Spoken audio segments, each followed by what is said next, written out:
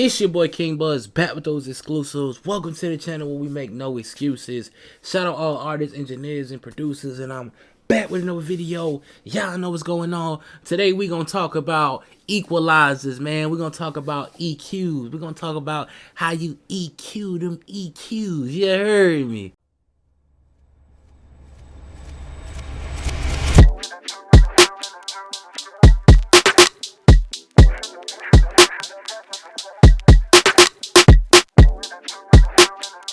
You feel me, man? Look, this is the basic EQ breakdown, right?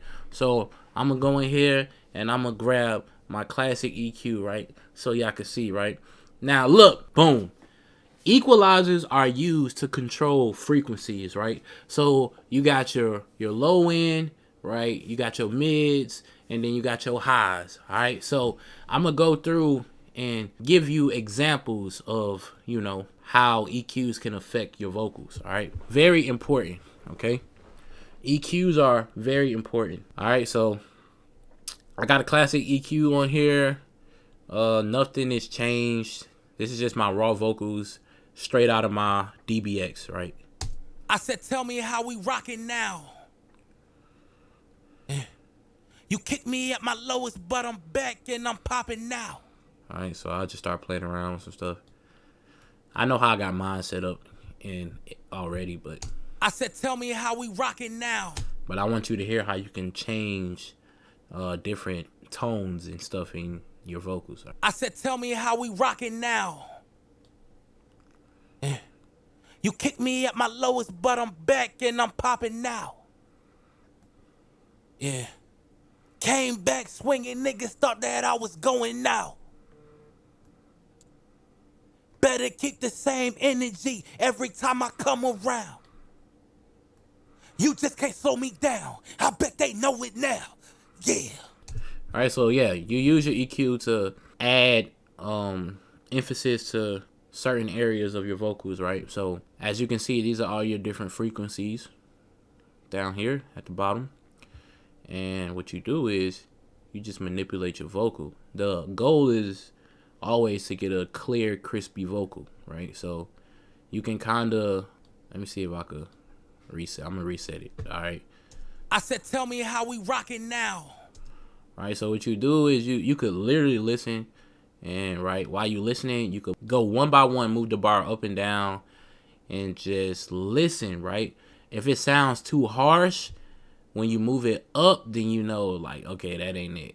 If it sounds too harsh when you move it down, that ain't it. So you're really trying to find the sweet spot, but you also got to be very conscious of what you're doing, because if you over EQ it, you could take out a very important part of your vocal. Like you can take out the low end or take out too much high end, and you got to be careful. You don't want to overdo it, right? So I said, tell me how we rockin' now.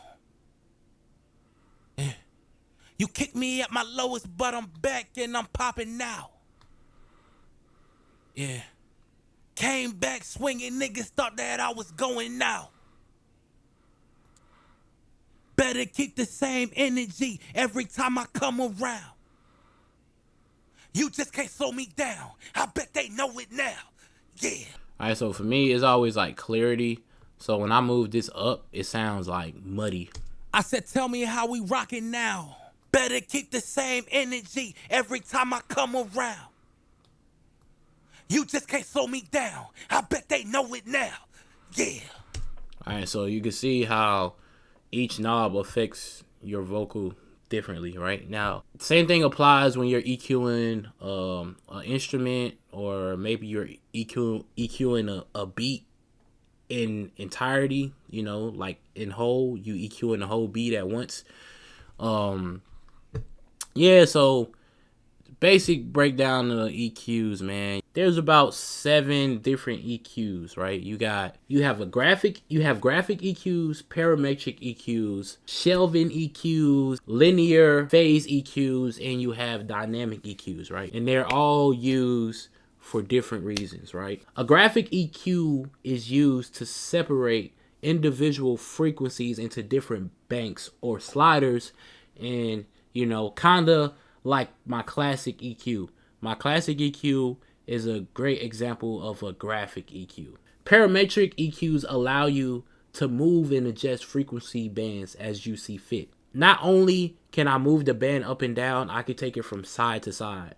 So I can really fine tune it exactly how I want it or how I see fit. With a graphic EQ, I'm limited to my sliders. I cannot take a frequency and move it elsewhere, or I'm limited. So parametric is kind of the standard because of how custom you can make it. Then you have a shelving EQ, which is very similar to like high pass and low pass, right? High pass is when you focus on like your high end, and low pass is when you focus on the low end, right? So it's kind of like either all highs or all lows, right? So shelving EQ is great for like high pass or low pass, right? Then you have a linear phase EQ, which is very similar to a parametric EQ, but a linear phase EQ is superior to a parametric EQ because of what it's capable of. It's capable of a little more than your standard parametric EQ. So if you're looking for something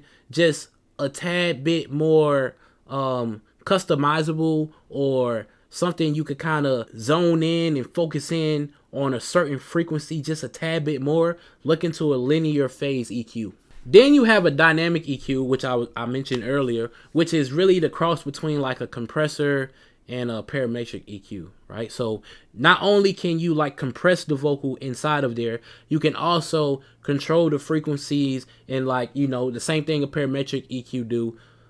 You can move the bands and the frequencies where you see fit, but you also can compress your vocal within that same equalizer, right? So it's kind of like the best of both worlds. It's like a compressor and an equalizer, right? So those are like 7 different types of EQs, and I kind of gave you a basic definition of what they all do. I gave you a general understanding of what they all do. If you're looking into really figuring out and understanding what EQs do, hopefully this helped. EQs really just help you add and remove wanted or unwanted frequencies. All right. So I basically gave you an example of how I would go through my vocal and kind of just listen, man. At the end of the day, you're mixing and mastering music. It's an ear thing. You have to listen. There's not one way where I could just be like, put this right here, put this right here, put that right there, put that right here, and it's going to sound good. Now, that's kind of what we do when I'm selling presets, right? I kind of sell you like my settings, how I have everything set. But if you're really trying to learn and understand what's going on, even if you have a preset, you need to be going in there and understanding why I put these things where they are. Why did I put this knob right here? What happens if I move it this way? What happens to the sound? What happens to the vocal? You need to really dive in and understand. But hopefully this vocal helps all you.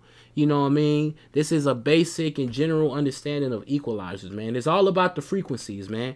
Equalizers equals frequencies, all right? We're going to keep growing. We're going to keep going strong. You know what's going on. It's your boy King Buzz, and I'm out of here. Yeah.